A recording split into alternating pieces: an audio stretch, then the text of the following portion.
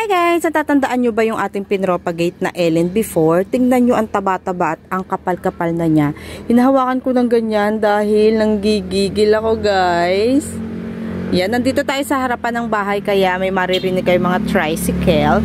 And may mga tumubo na rin silang mga babies pa dyan. And dito, maaraw dito sa area na to hanggang morning to I think mga 2 o'clock to 2:30. Itong mga pinropagate natin na to is galing siya dito. Ito oh. Bakit mas pinkish to? Ayan oh, yung ating pinropagate before. Diba kinalbo ko yan? Binaba ko lang sa pagkakasabit niya kasi ito yung hindi ko natanggalan ng dahon kagabi. Dahil anong oras na hindi ko na makita yung ibang dahon. Napuputol ko yung ibang mga sanga-sanga niya o itong mga to oh, napuputol ko siya or napapasama pag hinihila ko kaya hindi ko na siya tinanggalan, pero yung mga nandito sa labas na yan natanggalan ko. Ito oh, tingnan nyo naman si Mendoza. Saka ko na nga ipakita sa inyo si Mendoza. Ito brown na siya oh, negrang negra na si Arunpay na pinropagate din natin. Napakadami kong Arunpay guys na bala ko ditong ilabas yung mga matitibay sa summer. And itong si Botchog na Ellie na to, ayan o.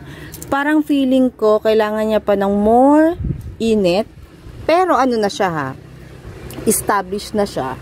Ayan, tignan nyo naman.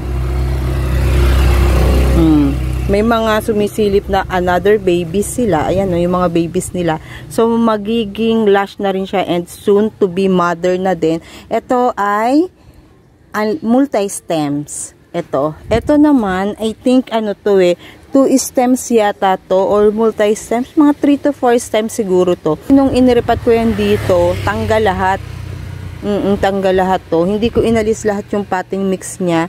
Dinagdagan ko na lang kasi baka masira yung halaman. Ayan o, ang taba-taba. Mapapansin nyo may mga putol-putol pa dyan. Yan, yung mga pinagpuputol natin.